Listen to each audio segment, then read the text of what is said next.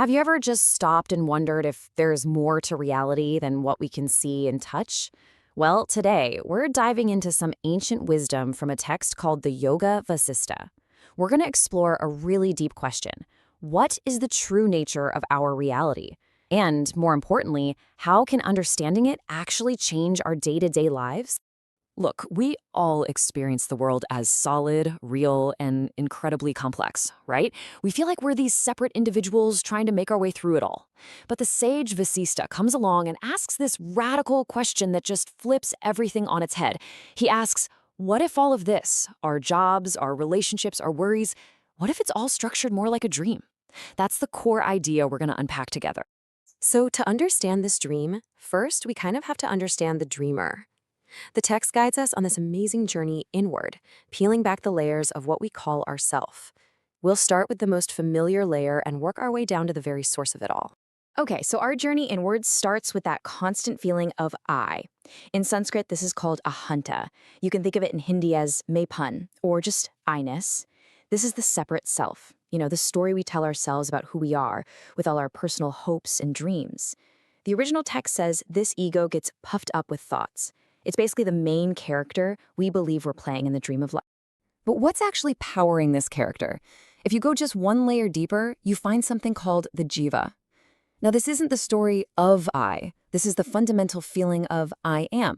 It's that core awareness, that vital little spark that brings the body and mind to life. The text describes it beautifully as a minute particle of light. It's your individual point of consciousness. So where do all these individual sparks, these jivas, come from? Well, they all arise from a much, much bigger fire called Chit.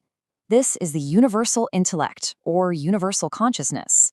Think of it this way. If your jiva is a single character in the dream, Chit is the universal dreamer that is imagining the entire world and every single character in it. It's the soul of the universe. Okay, this brings up a pretty big question. If it's all just a dream of this universal intellect, why does it feel so incredibly real? The answer is a concept called Maya. The best way to think about Maya is like the special effects of the universe. It's the power of Chit that projects this world and makes it seem solid and separate, tricking us, the dream characters, into forgetting we're all just a part of the dreamer. So what's the source of the dreamer itself? We've now reached the deepest layer of reality. Beyond the ego, beyond the soul, and even beyond the universal intellect, there is Brahma, the supreme, absolute reality. And this isn't some creator that's separate from its creation. It's the formless, tranquil source of everything, kind of like the blank screen that the entire movie of reality is projected onto. This diagram really helps to visualize the journey we've just taken. See, we started on the outside, with the world, or the dream. Then we moved inward, through our character, the ego, to our individual spark of consciousness, the soul, then to the universal dreamer, the intellect, and finally right to the center, the absolute screen, Brahma, where the whole show appears. So what's the point of all this? What does this mean for you right now? Well, understanding this model isn't about escaping the world, not at all. It's about fundamentally changing your relationship with it. This wisdom actually offers a path to freedom from anxiety and a much deeper, more stable kind of peace. So the real question becomes, how do we actually apply this in our daily lives? All right, let's get practical. Let's explore how to put this profound idea into practice. We're going to look at 3 simple, totally doable steps from the text that can help you bring this wisdom into your everyday life. Our first practice uses this really powerful metaphor to help us change our relationship with our own minds. It's all about learning to identify with the awareness that watches your thoughts, not with the thoughts themselves. And here's the action item. For just 5 minutes a day, sit quietly and just observe your thoughts. Your thoughts, your feelings, your ego stories, they're like clouds. They just appear, they change, they drift by, and then they disappear. Your true nature is the silent, unchanging sky of awareness that they're all floating in. This simple practice creates so much inner space and really helps loosen the grip of stress. This second practice is a lifesaver for those moments when things get difficult. It's about remembering that all the daily dramas are just plot points in the story. They aren't your ultimate reality. So, next time you feel overwhelmed, just pause and ask yourself this. From the perspective of the entire dream, how truly significant is this moment? Remind yourself that the highs and the lows, the good days and the bad, are just events happening to your character. This helps you cultivate real emotional balance and resilience. Our final practice is all about connecting with that quiet presence that's always there, right beneath all the noise of modern life.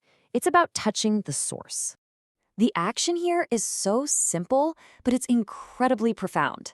Just find a few moments of pure silence each day.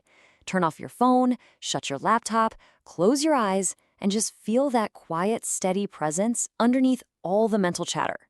Because beneath the noisy waves on the surface of your mind is the silent, infinite stillness of the ocean, and that's your true nature.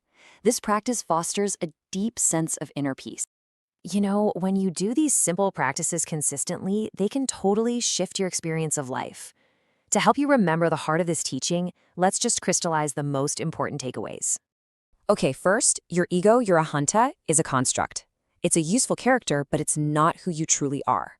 Second, the world is an appearance. It feels real, but it's temporary, just like a dream. This helps you not get too attached to anything. Third, your true nature is vast consciousness. This is your silent, peaceful, unshakable foundation.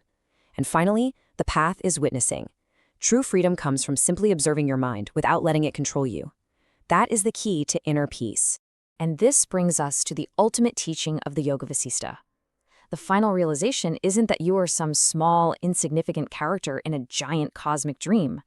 It's that the entire universe, the dreamer and the dream, is actually unfolding within your own boundless consciousness. You contain all of it. And so we'll end with this simple thought. This understanding doesn't stop the dream of life from happening, but it does give you the wisdom to navigate it with more peace, more perspective, and a whole lot more freedom. The dream continues, so how will you choose to live it?